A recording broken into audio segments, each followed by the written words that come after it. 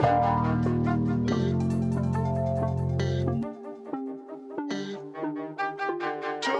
look at us. It's Monday, December 11th. There's smiles on our faces somehow. Well, one of our faces. I'm smiling. You're not smiling, Cart. How are you doing? I mean, nothing really to smile about. My team's under 500 overall. My team is currently winless in the Big Ten. Not really much to smile about, to be honest with you, Gregory. Juwan Howard's in the middle of another physical altercation, and you are saying there's nothing to smile about in your life? No, honestly, I like seeing a coach with a little bit of fight. Okay. All right. What's going on behind you? Is that an easel? Yeah, that was the easel where I had some artwork up last episode. But like I said, it looked like a funeral viewing easel, and now I didn't take the easel down, so it's just kind of standing there. So now we're just leaving an empty easel up? Yeah, there's been a lot of background talk about what we're gonna do with my background because people don't like seeing stairs to my basement and stuff like that. So hopefully some change of scenery, some backdrop changes coming this week. But also at the same time, there's no one who listens to this who's gonna do anything about it, like actually do anything about it. They might complain. They're not gonna do anything about it. So it is what it is. So that easel's just like kind of standing there doing nothing. Yeah, Like, that easel's pointless, and it's also very much in the way too. Like if I go to walk upstairs, the easel's definitely a hazard for yeah, everybody in the household. that easel's Carson Cooper is what I'm trying to say. I'd rather have that easel than both of our centers. All right. I would say this is going to be a fun episode, but quite frankly, I don't know if it is. This might be a horrible episode. Hey, it is a new week. It's a very quiet week to give you an expectation of what will be coming on the channel later this week. Not a lot of great games this week, so I feel like there's going to be less previews and recaps than you're used to. We do have a great Saturday slate, though, so we'll be gearing up for that. We may drop a lot of previews throughout the week, a couple days earlier than normal for those games on Saturday. We had a great week last week. Once again, the most views in channel history. We did 1 million impressions on the Sleepers Media YouTube channel in the last 7 days, which is crazy. Approaching 6 digits on the number of views that we had in a week. That's like we're very close to that. That might come in a couple weeks. So all in all, thanks to everybody who watched our videos because things are going exactly how we kind of hoped they would when we started doing the preview recap model. And to mix in that, we still want to give you the Monday through Friday daily episodes. This one's late again because Juwan Howard threw my world upside down. That's it. But we're planning on having the rest of these podcast episodes the rest of the week be released in the morning. So we will work on that. What you sipping on, Cart? Coffee. Oh, nice. Just a nice black coffee today. That's it. Nice black coffee there. Second one of the day. Nice. You don't deserve any creamer? No.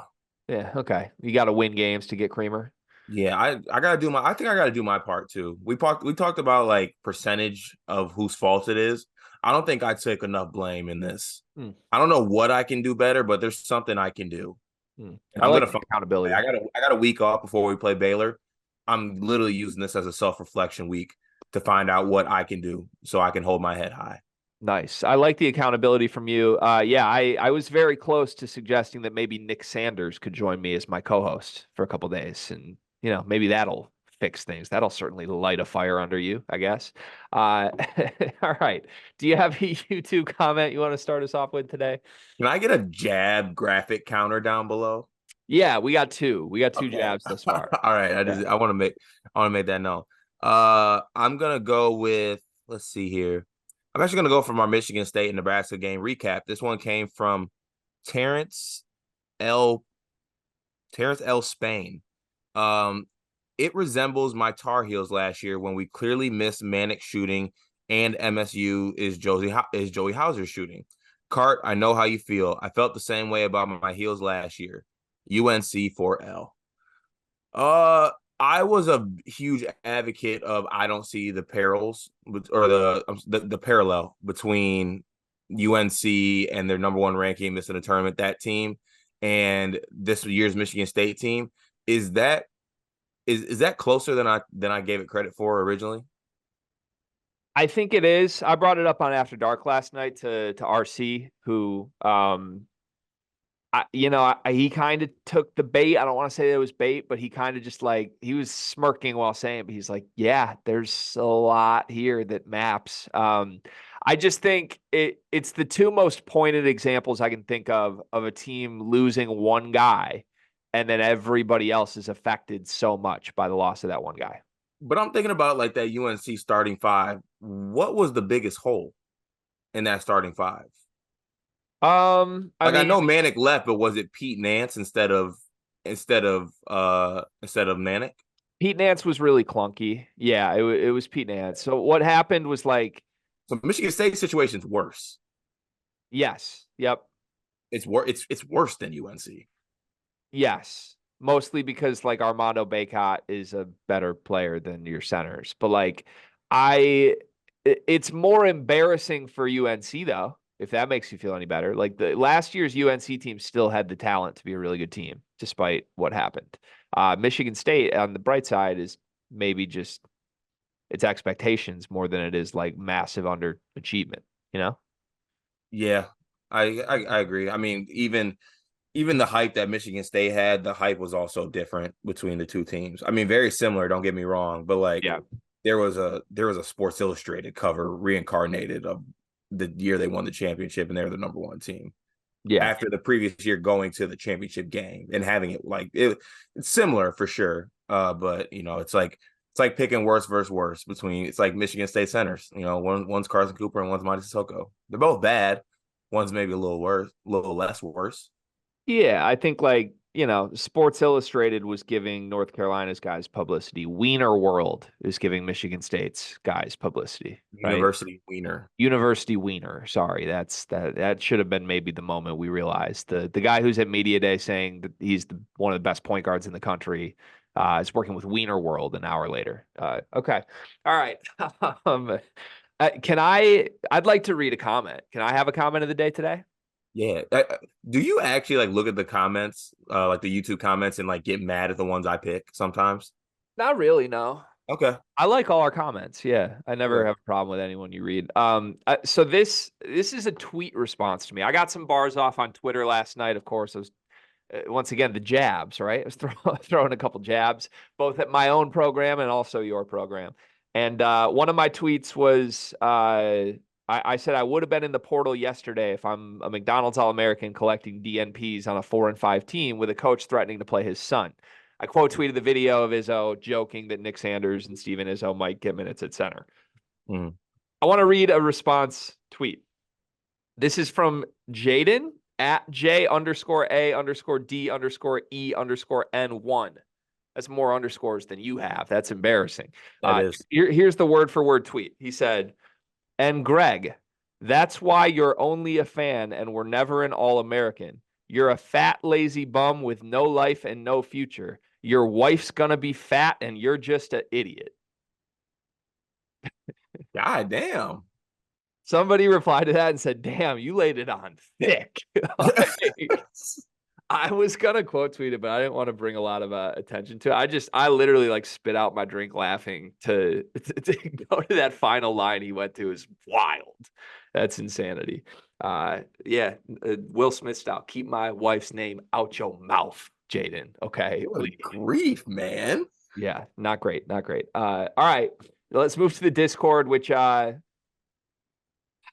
Cart, I don't know if I'm allowed to say this or not. I don't want to ever say I'm disappointed in our Discord because I love every member of our Discord, but we didn't hit the 90 milestone that we tried so hard to hit. I mean, what do we got to do to get there, y'all? What do we got to do? I feel like we're putting forth the effort. I feel like we're putting forth the content. What do we got to do? I'm telling y'all, the Discord's fire. Come check it out for the simple cost of $9.99. If you use a desktop to join, make it happen. I want to do a power hour stream. I think that would do great. I can't do that unless y'all meet me halfway. And I already did a flash sale. And the flash sale failed. So come on. In your defense, we got enough people to join to hit the mark. We just also lost some people concurrently with the people who did sign up. But I do want to give a shout out, by the way. We've mentioned his name on the show multiple times. Jeff Parks, back in the Discord. Jeff, You are officially the first person who has left the Discord and rejoined the Discord, and we appreciate you, my friend. It's great to see you back in there. You are a beloved member of this community. You always have been, even when you left. So we appreciate you, my friend. Yeah. Shout out to Rolling Stone magazine. Shout out them. All right. So we I gotta go back and find the comments. We're going back to Friday, I believe, here. Let's start with Zeater. Zeater. Okay. He says, how would you rank the amount of disappointment for each Big Ten team so far? That seems like a segment. Maybe we do that tomorrow or maybe later this week, just like Big Ten disappointment meter. But overall, everyone should be wildly disappointed. Yeah, I'm disappointed in everybody, but I mean, we'll do full segment, but like off the top of the head, Purdue, Illinois. Wisconsin? In Ohio State, I'm kind of disappointed in Ohio State. I'm kind of disappointed in Wisconsin. Yeah, true. Honestly, the only two clear-cut not disappointed in is Illinois and Purdue. Yeah, brutal. Okay, Zeater says, is it too early to revisit the top 25 preseason players in the Big Ten? No, it isn't too early. It's never. First of all, it's never ask a question and say, "Is it too early?" It's never too early. Yeah, I don't feel like anything is ever too early, to be honest. So let's just go back through this. The top 5 preseason: Edey was 1, Terrence Shannon was 2, Tyson Walker was 3, Jameer Young was 4, Boo Buie was 5. I think the only flip there is you probably dropped Jameer Young from that, and you got to have Boo third, I think. Yeah, I agree. Yeah. I think you dropped Jameer and you put Braden in the top 5, right?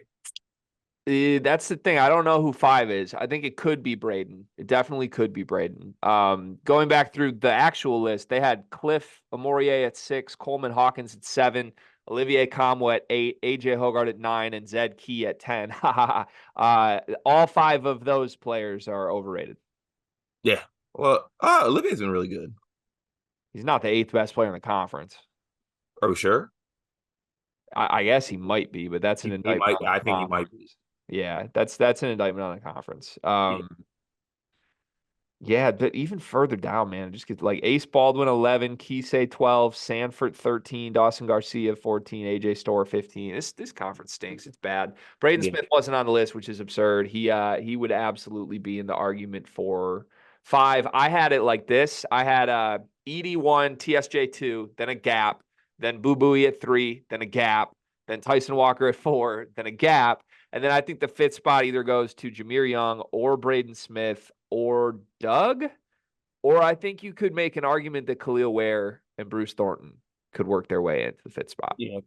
Can Roddy Gale work his way in, or he hasn't done enough? I think, I don't know. He's just used so much as like the complimentary guy to Bruce Thornton right now. They both feel like 6 through 10 to me. Yeah, I agree. I'm taking all those guys over Conway, though, by the way. Ware, Thornton, Smith, Doug, Jameer Young. Put something as a note down. I would like to do at the end of this year, like our current top 25 players in the Big Ten. I like that. I think that'd be fun. It'd be fun for me and you to do it and then like cross-reference. Sounds very fun. All right. Stevie Tom 18 says, how do you feel about stats like plus minus or Evan Mia's BPR? I was looking at BPR and noticed that Trey Kaufman-Renn has the 3rd highest for Purdue behind Braden and Zach, nearly making it top 50 in the nation. I haven't been particularly impressed with him this season. I know Painter pays a lot of attention to advanced metrics. Wouldn't be surprised if this explains him still starting and getting so many minutes. First off, shout out Evan Mia. Shout out the whole BPR model. I know from talking to Evan in the past, there are absolutely coaches who pay attention to his stuff and pay for his site and make sure that they have access to all of that and define their rotations based on some of that. It's a really useful tool. There's a limit to its usefulness in spots. Like I think it's a great tool. I use it all the time. I love the work Evan does, but Trey Kaufman-Renn is not Purdue's 3rd best player. He does not make sense with Zach Edey, no matter what BPR says. Yeah, I agree. I agree with and repeat all of your sentiment. Like I use Maradona is how I refer to him, Evan Mia. I use his stuff all the time. He's a really good friend of ours. I really enjoy using his. It's always interesting to like break down the lineups and look at things like that and look at BPR. And I, for the most part, agree with honestly everything about that. But anytime you use analytics, it's like it's a tool. I think it's a tool that you use to also kind of put together against your own what you see type things. And like I see that, and I can't equate that with what I see when guys like TK are on the floor. Like it just like I don't mean to say it'd be rude, like I don't care, but I don't care when I actually watch it and I see like what it looks like. It just is what it is. But it's a tool, like you said, and if college coaches are using it, then it's a legit ass tool in my eyes. Yeah, no, it's a great resource. Yeah, Evan, I'm in a fantasy football league with Evan and some other college basketball guys. He actually co-owns a team with our beloved Riley Davis, and Well, it's really fun to see the different approaches of how you go about something even as trivial as fantasy football based on who you are and what matters to you, like mindset wise. Because Evan, like they have a spreadsheet. He has his own version of BPR. He has his model for fantasy football players, and he won't trade unless the model says he's going to win. Like he is by the book. I'm trusting my numbers over everything.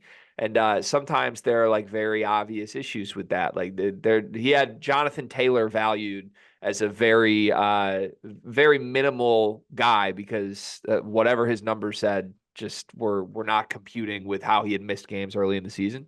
So I'm like, dude, it's about being good at the end of the season. That's what you want to do. It's not about what your model says in November. And we had some like very heated back and forth fantasy football discussions, but at the end of the day, it comes back to the way Evan Mia does it. Smart guy, great guy. We love Evan Miyakawa.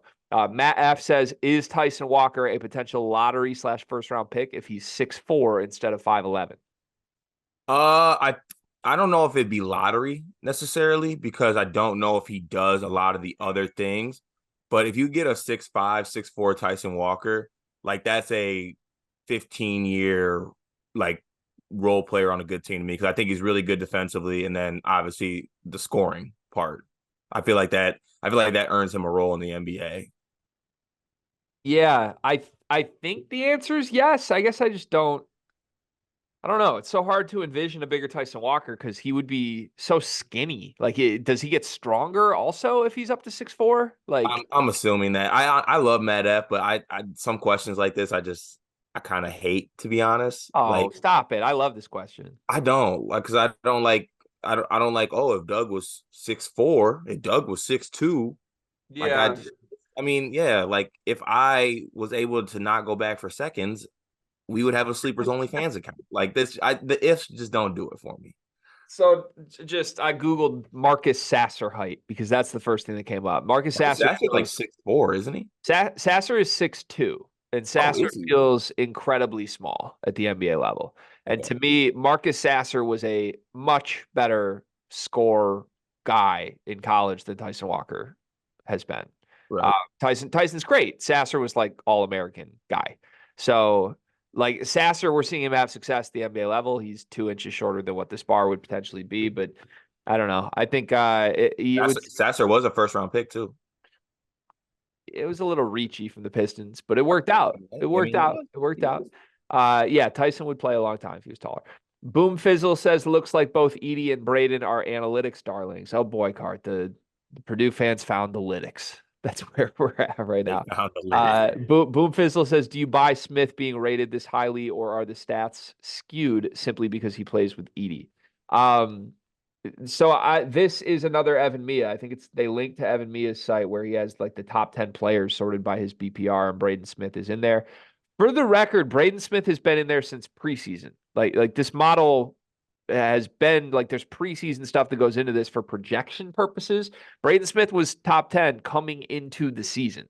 So I do buy that he is that good. I wouldn't say Braden Smith is a top 10 player in the country right now, but as far as like defining a player's worth with what BPR is, it makes sense that he's in the top 10. Yeah, it does, and that's the word that needs to be a focus of here. It's the worth portion of it because to my eyes, a top 10 player in the country, despite whether you're having a game against a lower opponent or getting things done, they don't have like the Braden Smith 8 points, 6 rebounds, 6 assist games. Like they don't have those type of games. Like the top 10 players are on go at all times and have big numbers. And he does what he does for Purdue because that's exactly what they need. But yeah, top 10 player is pushing it for me, just like overall. But as far as worth, like I can see why that could be calculated that way. Yeah. Yep.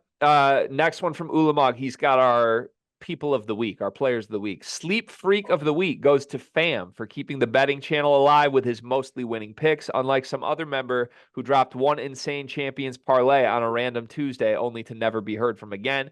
I still remember when the Discord was being marketed for the betting picks, and Fam is the only one propping it up. Yeah, that's on us. That's like, we got to have thumbs pointed back at ourselves that we've dropped the ball from a betting perspective. I mean, we rerouted it. I mean, the newsletter's disappeared. Yeah, well, and we wonder why people can't sign up for the Discord. Okay, but also under the advice of our counsel, we were told not to prop it up as a betting thing. And I listened to my counsel. That's actually true. Yeah, Sleeper's legal team's been doing some things. Sleeper of the week goes to Greg for his rap. Such a shame we didn't get a live reaction from Carter or Bluffs. That's back-to-back Sleeper of the week for me. That's crazy. If it's 3 times, I'm gonna have to do it. I don't know. You got a leg up on me right now with the easel. I don't know how I'm gonna overcome that. If it's 3 weeks in a row, just know I'm gonna start some things. You gonna lock yourself in the Anytime Fitness weight room and put Final Four logos on the TVs? And one more to the jab counter. Jesse the Lost Baby Boiler says he rewatched the Purdue Bama game. Purdue starting 5 needs to be Braden Smith, either Jones or Lawyer, Cam Heidi or Colvin, Gillis or First, and Edie. I'm assuming the first names there, who's he's saying the 5 should be. So Smith, Jones, Heidi, Gillis, Edie. He says we cannot have Jones and Lawyer on the floor at the same time, shooting us out of games. Unless he's going to shoot 5 threes a game, we can't have TKR on the floor. Tell me I am wrong. I can't tell him that he's wrong, but the main one that needs to be discussed is Mason Gillis should be playing so much more for this basketball team. Yeah. Yeah, he should. Like that's your answer. Your 4 is right there. It should be Gillis. Yeah. I kind of think this team has an argument that it would be better if TKR and First just didn't exist. I would take, honestly, Paint, my dog. Send them both to EL. I'll take First. I like both of them as players, by the way. Like, I think they're both very good players. I was devastated when we didn't get First. Yeah. Was Michigan State trying to get First? We were in, if I'm not mistaken, it was between us and I think it was us and Purdue were the final 2. Okay. All right. Well, in hindsight, pretty good choice. By him? Yeah. I mean, he'd be the starting 5 for our basketball team. But yes, success-wise, great choice for him. Yeah. Okay. This is where Ryan the Lion tells us that Michigan State has as many second weekends as Purdue has in the Caleb First era. Travis Nelson says, what does the MSU coaching staff see in Madi that the rest of us don't? I don't know. I'm sorry, I don't. Like experience. That's my guess. That's it. I don't think it's it, man. I think there's a conversation to be had here that people need to realize. It's not Madi versus Cooper. It's all of the centers versus anything else. Like, I think Madi impacted the game more than Carson Cooper did last night for Michigan State. So I don't. That's why that's also not saying much. But right, and I'm not saying that Travis Nelson is implying that, but it just like the question is always Madi. What's wrong with Madi? Why Madi? It's never why both of these guys. They both are horrible. You sent me multiple texts in the middle of the game last night of people we follow that are just complaining. Well, it's time to make the switch to Cooper. That doesn't help anything. Like, Cooper didn't grab a rebound last night, and he got his ass bust. Yeah, it's got to be. It has to be something more creative, and ultimately, maybe the answer to what does Michigan State's coaching staff see in Madi that the rest of us don't. Maybe Michigan State sees Carson Cooper for who he is, and the rest of us don't. That might be it. I do. That might be it. Guy says, "Are you ready for a Guy comment?" By the way, after a Nebraska win from Guy, Just honestly crazy. Yes. he says, "My head-banded king Sam Hoiberg kills Tyson's momentum. That's your savior, Carter. 4'7" Tyson Walker. Nebraska sucks. We shouldn't be doing this to your college basketball team." Factual statements from our guy. Step back, Sam. The That's the crazy to the, me. the lineage from Step Back Jack has now been passed down to Sam Hoiberg. Absolutely wild. Crazy. Tristan Freeman busting bracket says, forget about the phrase hot seat for a second. Which Big Ten programs do y'all truly think needs a fresh start with a new head coach? Iowa's the first one that comes to mind. I can't think of any program that's coming off a decade plus run of national prominence that just needs a fresh start at head coach. I can't think of one, Tristan. You can't. No, I certainly can't think of one right now. Matt F., the over-under on Izzo retiring was about 5-ish years after this year by most people. If this season continues on this path, what is your prediction on his future? Does it change at all? Yes, it lowers. You really think so? Yeah, I believe like the range I said was 3 to 5 more years for Izzo, leaning more towards the 3. I don't know. I don't know what to make of it. I'm never gonna speculate that Izzo's gonna be done because he's too Hey, stubborn. Greg, we've done a lot of podcast episodes. You remember when I used to pull out that notebook and make a graph? Mm-hmm. Okay, well, I wish I had my notebook with me, but if I'm making a graph of what's going on, here we go. A little down here, down, lose to Ohio State in the Big Ten tournament. Oh, we beat USC. Oh, we beat Marquette. Oh, we battled to the depths of hell with Marquise Noel and ended up losing at halftime. We're doing great. We're recruiting. I'm going off the screen. We're feeling amazing. We got banners up. We love it. And down, and down, and even more down. If it keeps going like that throughout the rest of the season, isn't it becoming a trend that has a little bit of a some type of bump last season because of what we did? But if you go back 2 years before that, everything's just down, maybe leveled out, but it's down. Like we use the word trajectories of programs. Ours isn't the best right now. If you look at the last 4 years, I think it's hard to do trajectory because the entire Izzo conversation about his future comes back to Jeremy Fears in this freshman class. Like, we were told Jeremy Fears is special and he's a generational leader that Izzo hasn't seen since his favorite player he's ever coached, Mateen Cleaves, who, oh, by the way, is the guy who led him to a national championship. So, like, that's the expectation. That is what has been put upon this kid from the moment he stepped into the weight room. That's our best leader. He's a freshman. He's special. I would think Tom Izzo is going nowhere until that kid's gone. But as far as trajectory goes, the future was supposed to look bright because Cohen Carr and Xavier Booker were supposed to be big parts of the future. Garrick Norman was supposed to be a big part of the future. Next year, Kerr Tang is coming in. There's other guys coming in too. Like there was supposed to be momentum going into next year, and instead, like I know we can't look ahead, but we can look ahead. You lose Tyson Walker. What the hell happens to this team when you lose Tyson Walker? Like your centers are coming back next year. The centers are back. That's the only thing we know about this team. And is Xavier Booker back? I don't know. Is Jaden Akins back? I don't know. Is AJ Hogarth going to take a COVID year? I don't know.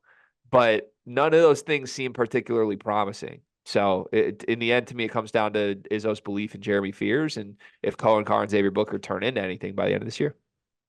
yeah. But also on the spin zone, look at the positive. Maybe a nice little reset, somewhat of a cleanse, might do wonders. Are you implying you need a cleanse at the coaching spot? No, more so just program wise. Oh, the player spots. Yeah, Cleanse. let's move on. Let's move on from that whole 2020 recruiting class. Thank you for your service. Okay. All right. Matt F wanted to adjust his original question. Just say, name a college coach who would bench their 6'11.5" with 2 DNPs after watching what he currently has at center. Would any other coach in the country do that? Any of the older brigade of coaches, I think, would do so. Yeah. Okay. Jesse the Lost Baby Boiler. I'm hoping at some point you guys talk about Purdue Fort Wayne's 10-1 start. They're 2-0 in league play. Best in school history, never been to the dance. Is this going to be the year? You're not going to get any IPFW talk on this pod. I'm sorry. Yeah, I was just going to ask, like, what does the year mean for Purdue Fort Wayne? Yeah, they got a cool, like, I rock with the Mastodons. I believe that's what they are. Looks like an elephant. Mm-hmm. Besides that, like, that, there's not going to be any talk of them. I'm sorry. Had a really good win against Oakland. They blew out Oakland at the arena. That impressed me. But yeah, they've only played one legitimately good team, and they kind of got ran by San Francisco. From what I've seen, they're a fun team to watch. Like, they play fast and have a good offense. But yeah, they gotta maybe beat Pitt in a week, beat Tristan's Pitt team, and then we can maybe have an IPFW conversation. Coy says Illinois is going to lose one of their next two games, Colgate or Missouri. Which one is it and why? I don't think they're going to lose either of those games. Yeah, but you have to accept the premise that they're going to lose one. Which one is it and why? I think they'd lose to Missouri because somewhat of a rivalry-ish game. I believe there's like history between those two schools, if I'm not mistaken. Like recruiting battles, just a little bit of everything, just with the proximity of Missouri as well.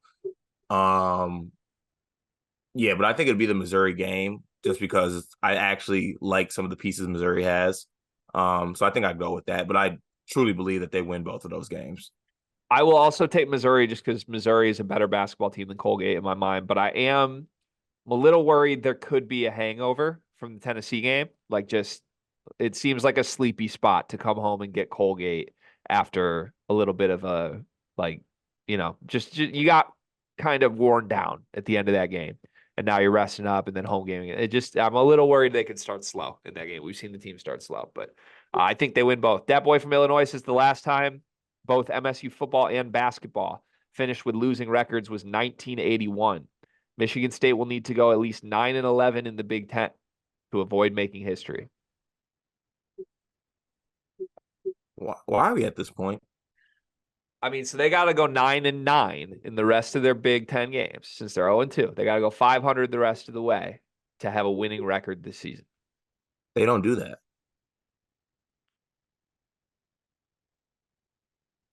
I just can't mentally process the world where Michigan State doesn't make the tournament. I'm already like accepted it. I've already accepted it. It's over. It's over. Is over. I made shirts 2 years ago that said "is over," and then I never sent them to production because Aaron Henry stopped the fish from swimming or whatever it was. So I don't know. I'm kind of scared. Dan the effing man says, "Can you remember a time that you were this disappointed in a Michigan State basketball team?" A lot of cathartic moments for Michigan State fans today, Cart. Yeah, I don't know if I've ever been this upset. But maybe I shouldn't be. I don't know. It just sucks. Is what it is. Jesse the Lost Baby Boiler has a long comment here about how since the pandemic, there have been players that basically spent half of their high school experience like doing remote school stuff. He asked, do you think that there's anything that translates, like, as a result of that being their experience, that maybe players need a little more patience in delivering who they are as a basketball player, or as a person, from like an understanding standpoint and a coachability standpoint? Anything like that? You think that's a fair theory? I would relate the theory to more just high school basketball in general and kind of what it's become. So yeah, I would refer to that more so than like the remote learning type theory, but I guess I can kind of see that. I think you could put Xavier Booker on Mars where there's no pandemics and he would still have the same issues that he has from a coachability standpoint. Malik Perry says this team will either pull themselves out of the hole or bury Izzo. Do you agree with that? Bury Izzo? Yeah. I'm still in the camp of, if we continue on the trend of this season, like, it's discussion time. It's like open the book, start the dialogue. Completely bury? Absolutely not. I don't think you can bury Izzo.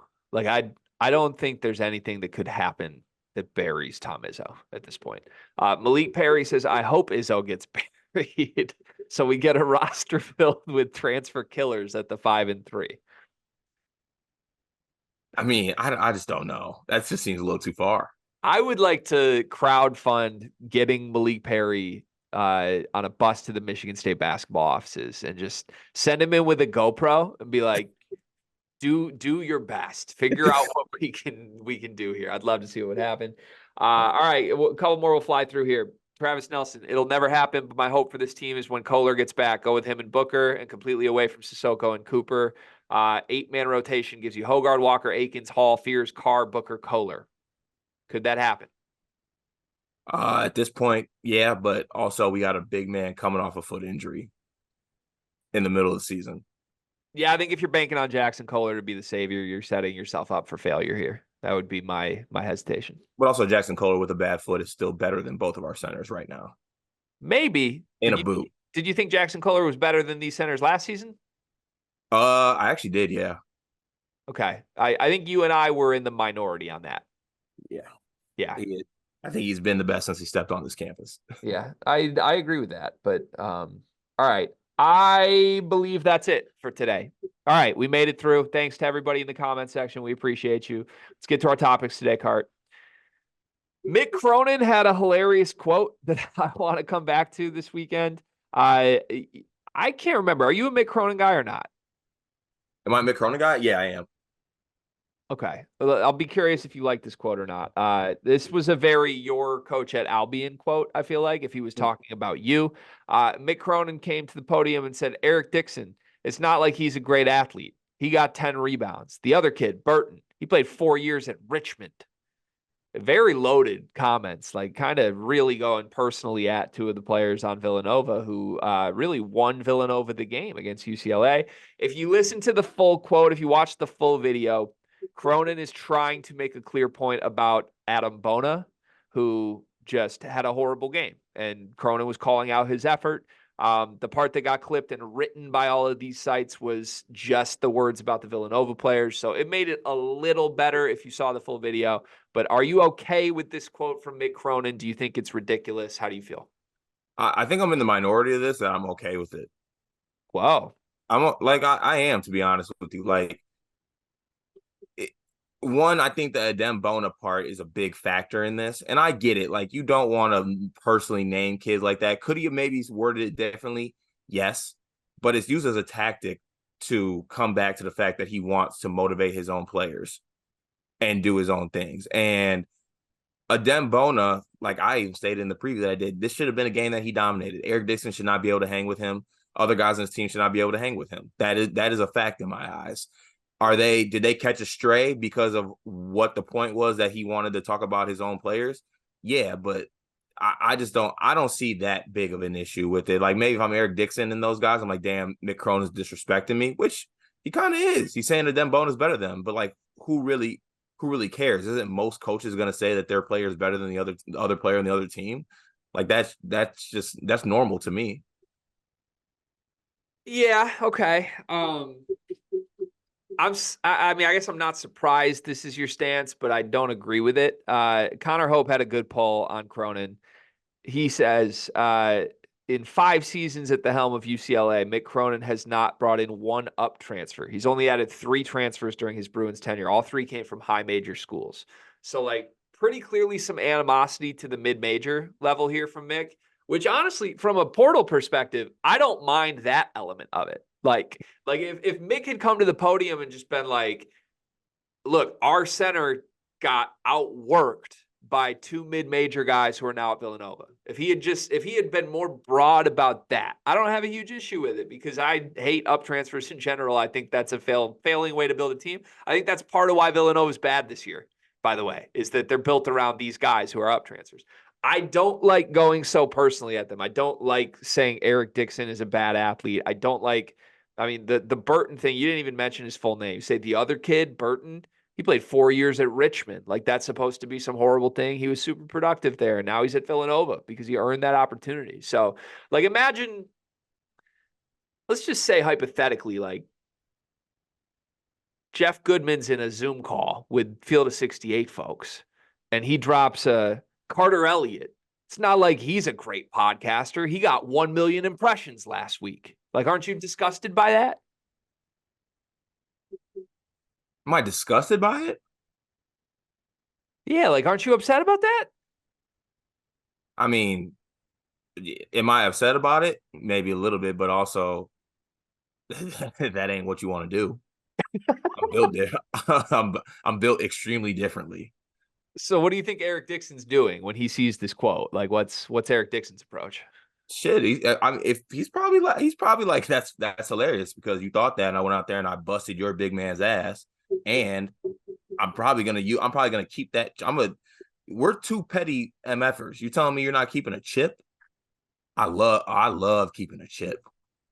I like a chip too. It's a crack, not a chip. It's always there. But to me, I would have loved if Eric Dixon came out and said something publicly after this. Like if I'm Eric Dixon on a Saturday night and I see this, I can't quote tweet that fast enough with like just a screenshot of the ESPN app with the score. Yeah, but also like, what's he supposed to say? That my coach outcoached your coach or something like that? Then he'd be a liar. I don't know. He could have like put a turtleneck on and done like a little fireside chat and just read off his stats and then read off Adem bonus stats in the game. That's what I would have done. Yeah. But again, I'm a petty MFer. So yeah, I'm all for it. Why not? Call him out. At least if you're gonna send a shot, at least send it. Okay.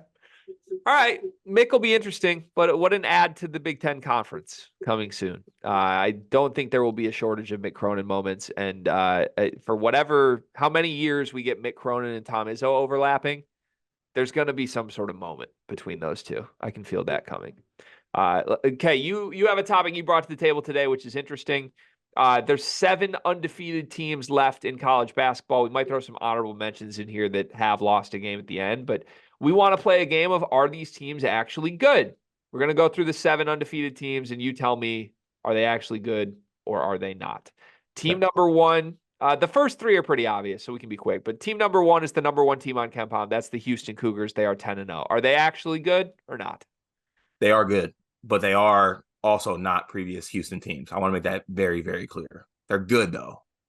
Should we change the bar from good to great for the first 3? Like, is Houston actually great? No, Houston is good. So Houston's not great. They're good. Okay. I agree with that. Good. Arizona. They are great. Are they great? They are great. They are great. Best team in college basketball? Yes. You and I need to get involved. I know I love the Heat Check guys. I love how much they're helping us. I'm a little jealous you and I haven't been able to talk Arizona in the last couple of weeks for the recaps and previews. We got to get in because I see Arizona fans have been they've been lighting Connor Hope on fire after whatever he said in the recap.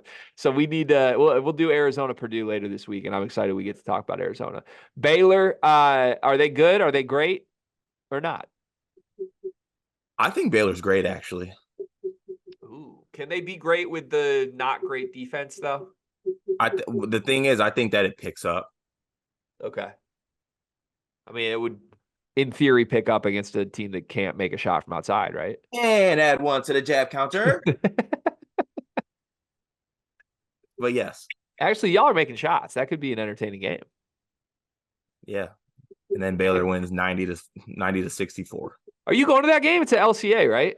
I am not going to that game. Okay. Going to the Lions game that night, actually. Oh, even better. Okay. All right. So we got through the first 3. All those teams are obviously good. I would say Baylor is not great for the record. I think Arizona is the only great team that we just talked about. They don't have the defense. 2, the 4 that should be fun. Oklahoma is 9-0 on the season. Porter Moser is really has a team looking good right now. They've had comfortable wins over a bunch of good teams. Providence and Arkansas being the most recent ones. They had wins earlier this season over Iowa and USC. Those look a little worse than they did at the time, if not a lot worse in Iowa's case. But all in all, this is a good team. 12th best defense in the country, 35th best offense. Is Oklahoma actually good? Yes or no? I actually think they are good because I think last year you looked at I think everyone believed in Porter Moser as a coach. Like when you get down to the nitty gritty, everybody believed him as a coach. But there was like a little bit of adjustment period going from the Missouri Valley to the Big 12 and getting Big 12 level athletes, Big 12 level players, Big 12 level talent.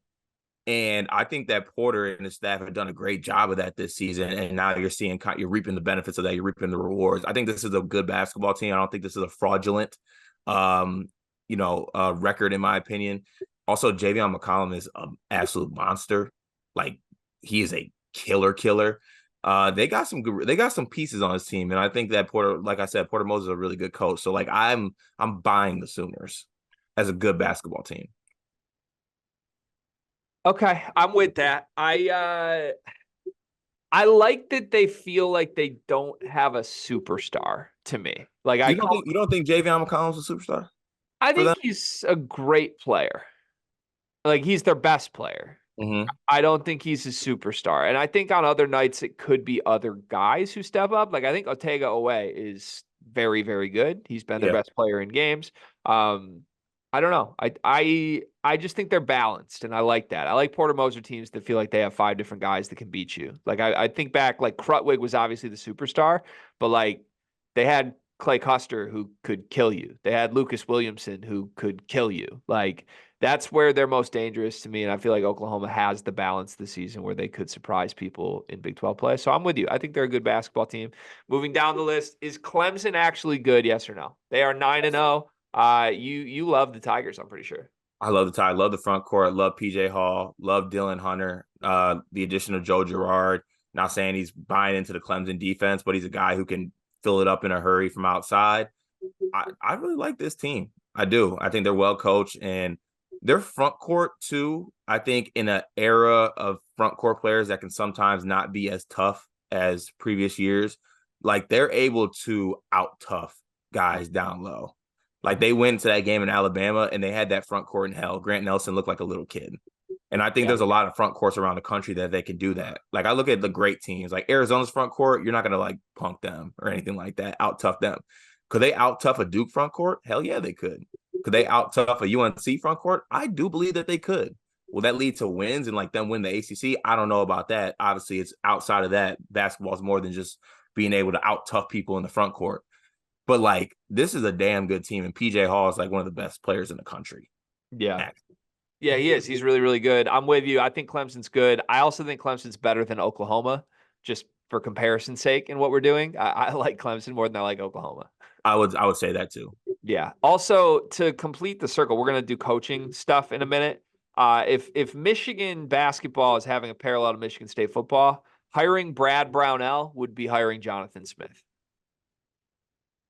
I don't think Brad Brownell's been as successful as Smith was at Oregon State.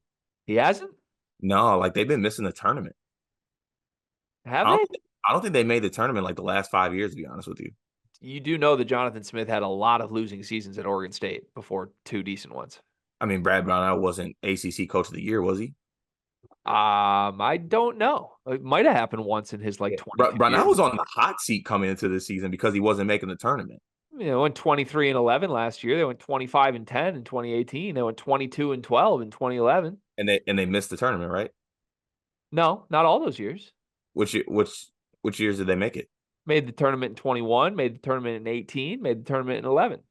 Okay, so they haven't made the tournament the last two years. I think Brad Brownell would be Jonathan Smith. That's all I'm saying. Okay. That's all I'm saying. Maybe PJ Hall. That counts as the jab counter. That's not a jab. Who's next? I think it's James Madison that's next on my list. Hey, is this team good? They beat Michigan State. They must be good. I don't think they're that good. Can I get a jab count? Jab counter. No, I don't. I think this team is solid. I don't think they're that good, to be honest with you. I think they're good. I think there's a lot of other better mid majors than them. Do you think they lose a game? Yes. Do you think they lose 5 games? I'm really rusty on my Sun Belt knowledge. I think they lose 3 games. Ken Pom has them 27-3. Yeah. They're favored in every game except for a road game at App State later this season. So I don't know. I think James Madison's good. I think the game against Michigan State was a lot about James Madison just being legitimately good. I buy that. Okay. And final one here, Ole Miss.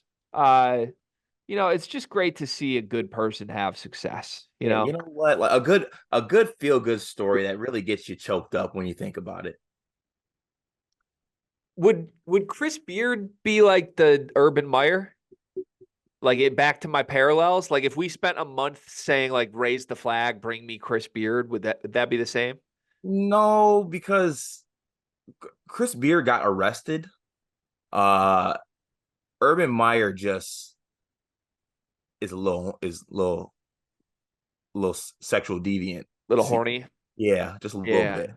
Yeah, Yeah. Beard's a lot worse. Ole Miss is okay. So They they're haven't not good. yeah, they haven't beaten anybody. Beat Memphis. Yeah. I thought you loved Memphis. That's you want Okay, you're Memphis right. in the You're segment. right. Let me take that back. I did forget that they beat Memphis. But because they beat Memphis, are we giving them the good bump? I think Ole Miss is bad. They beat Detroit Mercy by 1 point at home. They beat Sam Houston State by 3 points at home. They beat Temple by 1 point on the road. Um, I think Ole Miss is bad. I think Redacted is such a good coach. He's such a good coach, man. Like, do you know how many coaches would just lose all their close games? Yeah. Like, this guy just wins. All he does is win their close games. Wait a minute. Is that a jab counter? Oh, that was a jab at my coach. That was a Oh, self jab. okay. You Good could stuff. say you could say that was a little bit of a punch I threw at myself there. That's what. Hey, but But you're supposed to come bear hug me before I get to actually swing. By the way, that's how this is supposed to work. All right. Do you want to do Memphis? Apparently, we're just doing the 7 undefeated teams, but also Memphis. Is Memphis good? my True TV Tigers are good. Javon Quinterly has been great. David Jones has been great. The other transfers have been great. Penny Hardaway has been great. Just want some respect put on my Tigers. That's all. Let's just pretend that they're undefeated. I think that should be a bit for the rest of the season. Is that Memphis is still undefeated. They got to be part of this exercise. So yeah, I think Memphis is good. They're old. They got a bunch of dudes who just kind of buy in, play unselfish right now. Different guys that can beat you any given night. The quotes from Penny were a little ominous last night, though. I don't like that he's like, I don't know if my player's sick or not. Yeah, true. Also, they might get Naquan Tomlin, That'd be crazy. which I'm very in on. That would be crazy. All right. Anybody else you want to do? Anybody else we should pretend is undefeated? No Big Ten teams need to be talked about. Northwestern's not good. No. Okay. All right. Cool. Thanks. Fun segment. Final topic today. Timely one for I think both of us. I'm a Michigan fan. You're a Michigan State fan. One of us more than others, but I think this is a timely topic for both of us.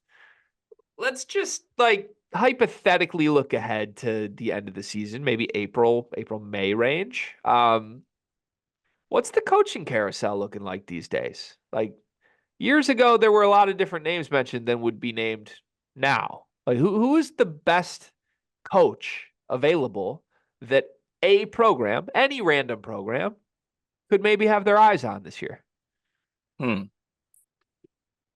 Well, I think obviously the obvious one you got to throw out there is Dusty May because of what he's done at Florida Atlantic. Like that's out there. That's a real thing. Obviously with the situation that happened with Naquan Tomlin at Kansas State, there's the rumors that there's rifts between Jerome Tang and administration. So Jerome Tang, I think, is going to be a real hot commodity name out there. I'm speaking for Michigan right now. I'm not really focusing on Michigan State coaching carousel things. I refuse to do so. I'll be honest with you. I refuse to do that yet.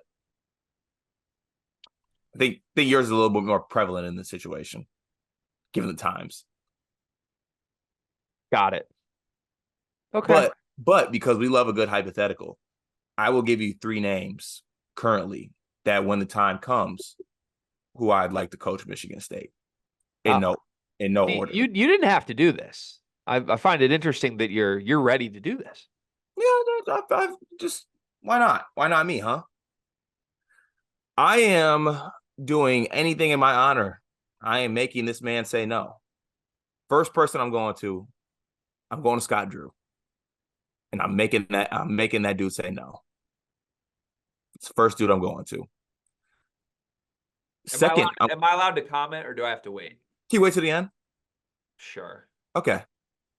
Second, Dwayne Stevens. Didn't know what I had till it's gone. Come on back, coach. What? Are you serious? No, I just want to get your reaction. I'm sorry. Oh, okay. Take it easy. Take it easy now. I personally, I want to make every great coach say no, but I'm not going to throw Jerome Tang on my list because I don't think he would even come to MSU. Don't think he would. But Scott Drew was a good one to have on. But Mm-hmm. yeah, Jerome Tang. Yeah. Okay. All right. Mm-hmm. Yeah, sure. Okay. Nate Oates, probably my second call there. And third, last, but certainly not least, God, I want to put Jerome Tang, but I know he won't. It's going to be a Michigan State guy, but I don't even know who the tree would be, honestly. And Drew hasn't been good enough, to be honest. And Chris Fowler is an assistant at a bad Western Michigan. Honestly, I don't have a third candidate. Those are the only two I can think of right now. Okay. All right. Am I allowed to comment now? Yeah. Scott Drew's an insane one to be the top of the list guy. It's It is. great coach. Scott Drew might be my favorite coach in the country. But like if you're beginning the list with Scott Drew, might as well put Matt Painter second.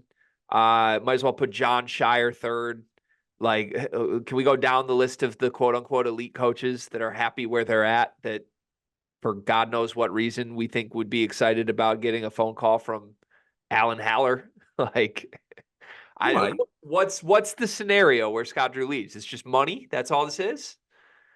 Yeah, money, a little change of scenery. Like he's always been a Baylor. Who knows? You think he wants a change of scenery from the place he won a national championship 3 years ago in Texas that he loves?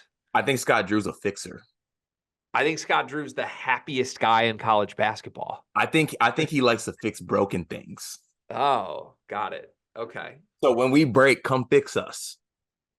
This guy's not John Beeline, man. You're not hiring him away from West Virginia where he made one Sweet 16. Like, he's a national champion who loves where he's at. He is abundantly positive and happy anytime anyone sees him in public. Like, I get the only play there is money, which is true. He's really underpaid at Baylor. Yeah. But I think if you're Both schools are green too. Tang is different because Tang's obviously going to throw himself in other jobs. But to me, Tang makes more sense to put on this list than Drew does because we know that Tang isn't at his destination job. Scott Drew's at Baylor, dog. Like I don't think Scott Drew is leaving the place he's been winning national championships. I don't see it. I see it. Okay. All right. Who are the others? I got so distracted. Oates. Yeah, Oates belongs, but I think Oates would just be losing or using either Michigan school for leverage. Like just going up against each other. Just like if Michigan calls Oates, I think he pretends he's interested and gets a raise at Alabama. Yeah, true. But I really can't think of any other coaches, to be honest. Like Dusty May's not coming to Michigan State. I don't even think that works. I think Dusty May would. I do. Well, scratch that. Dusty May would come to Michigan State. Is that who we're going for though? I don't know. Let me throw some names at you. Okay. Greg McDermott.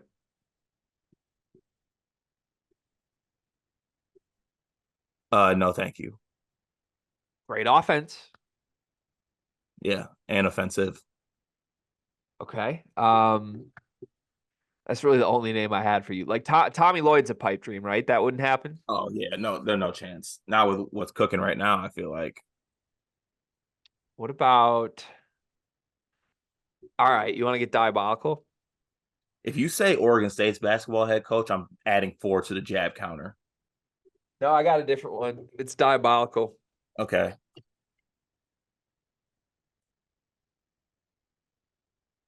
How much is Brad Underwood making? Oh my God. How much is he making? What's the buyout? How much is he making? There's literally no chance. Why? I just don't see it. Why? Okay, but now what is Brad Underwood's contract? He's making $29 million through 6 years. We got a bag for that. Can I actually? I can't believe I'm doing this. I'm so sorry, Illinois fans, but let me go through this. Brad Underwood a year ago, 2 years ago, I think would have been a name on the list of like potential Kentucky guys, potential Kansas guys. I don't believe he's on those lists anymore. Even if Illinois is really good this year, which they're going to be, they are really good. For some reason, I feel like something has flipped with him narratively that like Jerome Tang is now the guy for all these jobs, right? And Brad Underwood's not going to beat that. Now, there had been rumors of like, okay, if Tang leaves, would Underwood leave Illinois for Kansas State? That's been a rumor. I don't think he would necessarily, but I know like there's been real skepticism that Brad wants to be at Illinois forever. That's been a real thing from real people. Now, he's certainly happy right now, but that doesn't mean that Michigan State couldn't go in and offer him a higher number, right? Like I definitely could hire or offer a higher number currently. Okay, now you got me like deep in this. Like this is doable. I mean, Cart, he's been the best regular season coach in the Big Ten other than Painter. And he was doing it when Painter had some down years. I feel like a couple years ago, Brad, maybe not. Maybe Painter and Brad were both down at the same time. But like the Big Ten wins are there. Like do all the numbers on how many Big Ten games has Brad Underwood won and lost. He's been insanely good for 4 straight seasons. I don't think you're going to find somebody better. He's been better than Izzo in the conference for 4 years. True. He knows the conference. What's Greg Gard making a year? Yeah, okay. I don't know. I would absolutely love if Michigan offered Brad Underwood their head coaching job. He would immediately hang up the phone. I don't think he would hang up the phone if Michigan State called, though. I don't think he would either. Something to monitor moving forward. All right, can I give you so you did your Michigan State. Can I give you my Michigan names? Oh, you're damn Skippy, you can. I think Dusty May's one. I think you have an opportunity to get him before Indiana gets him since Mike Woodson looks competent. That's good. I think Sean Miller. I think Sean Miller's a great coach, and I don't think he's a lifer at Xavier. Okay. Outside of that, I don't know who else. Kind of love those two names, though. I would love if Sean Miller was Michigan's coach. Would absolutely love it. As a Michigan State fan, as a Big Ten fan, that would strike fear in me. It would be really fun. They could hire like Jalen Rose. What's Jimmy King up to nowadays? Yeah, let's maybe we could let a player like honestly, let's make Doug McDaniel player coach for a year and just see what happens. Could do that. If it means keep Doug, I'm in. Honestly, whoever was Doug's high school hire team takeover AAU program or whatever as the coach. Yeah. Hire Doug's mom. In reality, at the end of the day, Dusty May is going to get a blue blood job somewhere that we don't see coming. Michigan is going to hire Brad Brownell, and Tom Izzo is going to be here 25 years from now. So we just wasted 15 minutes on a segment that we didn't need to do. Last thing I'll say on this. Dusty May ends up coaching at Florida when Golden leaves to go coach somewhere else. Ooh. Golden to Michigan? Golden to Michigan. The Golden Boy? Dusty to Florida. I would hate that. Jawan to Florida Atlantic. Jawan to anger management. I'm just worried about. I just want him to be happy and healthy, man, in a good spot. Let's get some sunshine. Little different type of jab counter, eh? All right. One big thing presented by Big B. What's your one big thing? My one big thing is that if you are going to get in a physical altercation with someone, just make sure you win. Shout out to Draymond Green. Yeah, like if you're going to do it, you better win. Who won in this one? I think everybody lost in this one, unfortunately. All right. My one big thing is that I stand with John Sanderson. I want to make it known what side of the fence I am on. Take as much time as you need, John. If you need, a good lawyer, I have recommendations. I stand with you. I want you to be fully compensated in the end of this. And I would like to encourage other Michigan staff members to stand with me. Let's move on from this. We don't need to attach ourselves to the darkness anymore. Okay. Let's move on. You're rallying the troops. I'm rallying the troops. That's what I'm doing. I don't want to sit here. I don't know what's going to happen. Michigan hasn't said a peep. They're great job, Michigan sports. That's what you always do. You go silent when bad things happen.